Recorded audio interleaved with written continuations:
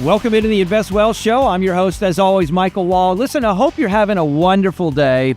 I want to talk to you this show about something that I think is really important. The topic is, are you with the wrong financial advisor or maybe financial firm? You may be saying, Mike, why is that important? Gosh, they're all the same out there, aren't they? Well, the reality of it is they're not. And there's differences along the way that sometimes consumers just don't understand. And one of the things that I've had the unique opportunity to do, not only coaching over 120 advisors in the country, but also commentating for 6 years for national media, has given me a lens that, quite honestly, most have not had in relation to the financial space. And so consequently, one of the things that I wanted to do on this show was talk to you about why you may be with the wrong financial advisor. But before we get to that, I want to kind of start out and explain some of the differences advisor to advisor to advisor, because I think at surface level, a lot of consumers look at it from the reality that everybody's kind of the same. And that's just not the truth at all. In fact, what you have when you take a look at advisors, oftentimes, you can have firms where the advisor operates as a broker. So they are operating as a broker, selling and buying things on your behalf.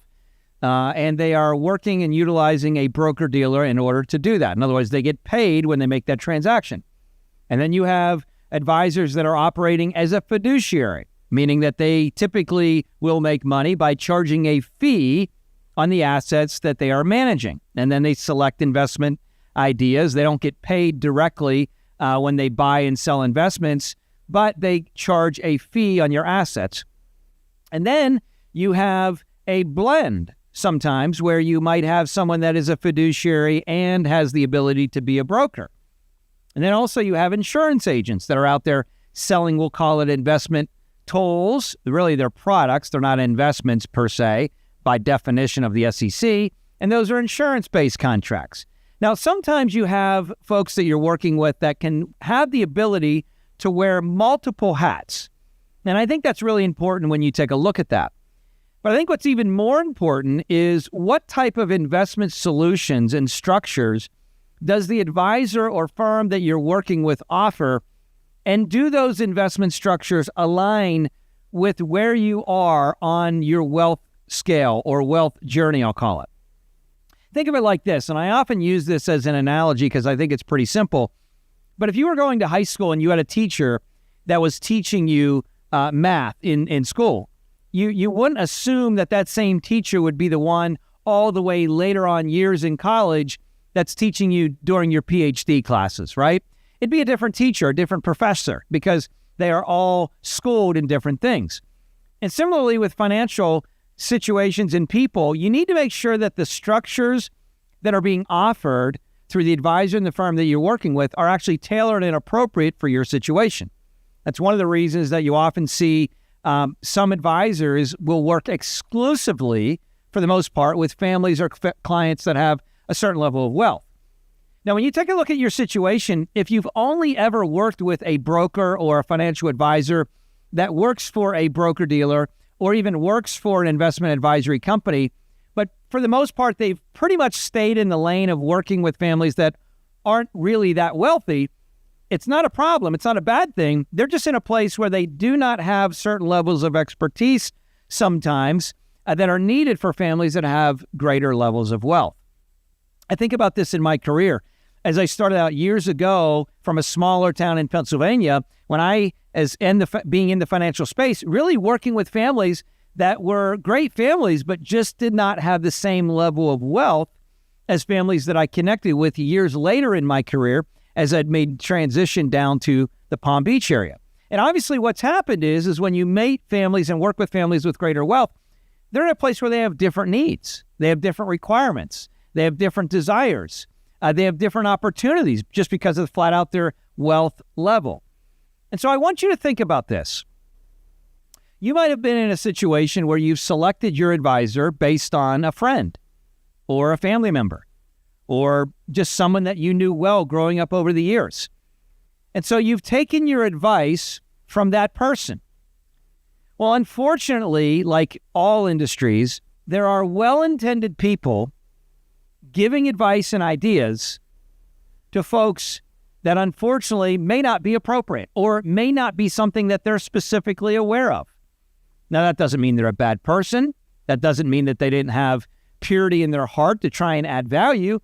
It just means they have limited knowledge on certain ideas and topics. Let me give you an example. A lot of folks out there, when we look at the political landscape, they talk about the presidency or Congress or Senate, and they make comments as to what they should do. Well, I think they should do this, or I think they should do that. The reality of it is most folks in America literally have no day-to-day idea of what those jobs actually look like, what is actually required, the stresses and pressures, and the decisions that need to be made daily on those situations look like. The way they could find out is by engaging in that arena and being part of that process by having that job title.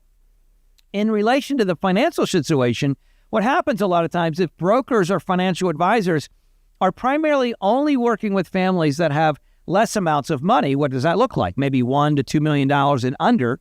And that's traditionally been their career. That doesn't mean they don't have clients that have multi-millions of dollars. But if generally they've been working with families that have less amounts of money, they're going to be somewhat limited with the resources and tools potentially needed and solutions offered to families with significant wealth. Now, again, this is not a bad thing because there's different strokes for different folks. And the beautiful thing about the business world is you can operate in a variety of different ways. But when you take a look at where you are in life, this show specifically being referenced and targeted to those of you out there that have worked hard for years. You've built some significant wealth because you built maybe a company or you were part of a great company. And now you're in a place where you have lots of wealth that you've obtained. Or maybe you're getting ready to liquidate a company that you have developed. And you're now asking yourself the question, where can I go and who can I trust to help give me the guidance I need to not only help me manage my wealth well, but also maybe liquidate your company or save money in taxes. And I want to challenge you to think about, just because you may have relationships in the financial industry over the years doesn't necessarily mean those folks are people or professionals that can bring the kind of guidance to you that you really need to maximize your situation. So as you look at your life and you look at your situation, I want to challenge you to think about who you're working with and are they appropriate for your situation. A couple ways that you can go about that is by thinking through, number one, what type of firm is this? Is it completely independent? Do they have access to a plethora of investment ideas and opportunities? Is there anything unique about how this firm is set up? Do they use a custodian in any type of capacity? As an example, one of the companies that I own, U.S. Private Wealth, uses Charles Schwab institutionally as a custodian, even for alternative investments, which really can give clients a lot of great value and peace of mind knowing that there's a custodian confirming that this investment structure and stack is legitimate and registered. That's something that you need to be asking. What type of offering and what do they use as a custodian and what does that look like? The second thing that you need to really kind of look at, I believe, is what are their qualifications or what is their track record of success around tax mitigation, tax planning, and tax savings.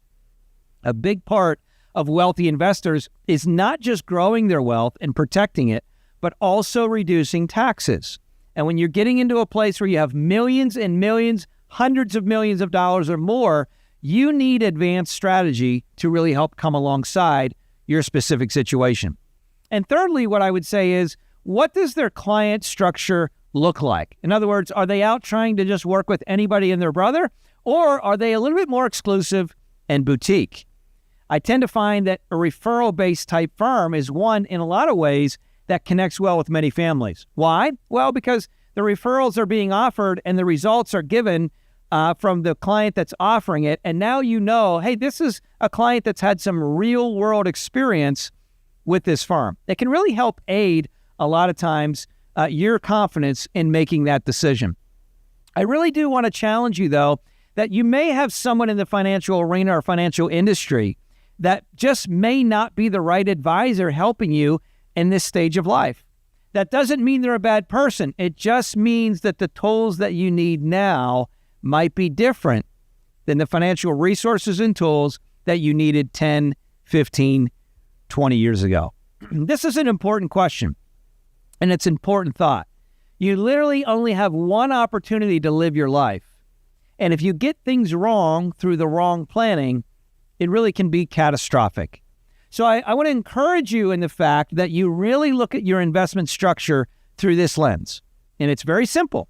The lens is this: business is business and friends are friends. In my opinion, it's a great idea to separate friendly and family relationships from business and ensure that you're in a place where you can make decisions from a business mindset. Now, what do I mean by that?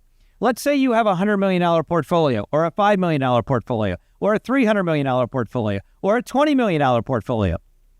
In that scenario, you're looking at your portfolio as though it is a company. And now the goal of that company is to protect it, grow it, reduce taxes on it, and really create the kind of legacy planning around it necessary. If you look at that portfolio as a company, as a business, then that means you will wear the hat as a CEO, Chief Executive Officer. What that means is when you look to find someone to help you, you will make more rational decisions based on the business sense instead of the emotional sense. And that's so important when you've developed and grown a significant amount of wealth in your life. Listen, I got to tell you, this is an important conversation that many families are feeling as they're thinking in life, gosh, do I really have the right person for me? And I want to challenge you to explore that and think about that through the business lens of, am I making a good business decision with how my wealth or your company is currently being invested? So important. Listen, if you have questions, there's a lot of additional resources out there through our podcast, The Invest Well Show, where we've talked about a variety of different things in the past. The sponsors of this show, Wall Private Wealth, has done a great job of exclusively working with private higher-end families. So if you've got questions, you can reach out to them. Info will be on the screen. My challenge really is that you take the time to find the right firm for you.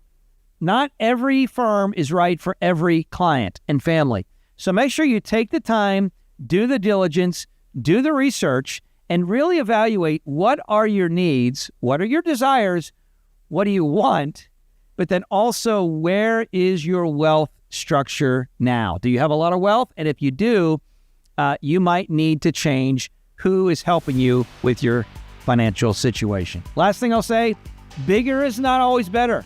Sometimes the concept over the years is this big, massive firm is the solution. I got to tell you, that is not always the case. That's been my experience over the years of being in the industry.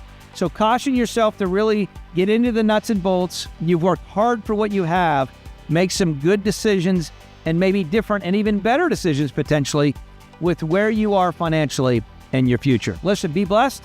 Talk to you next time.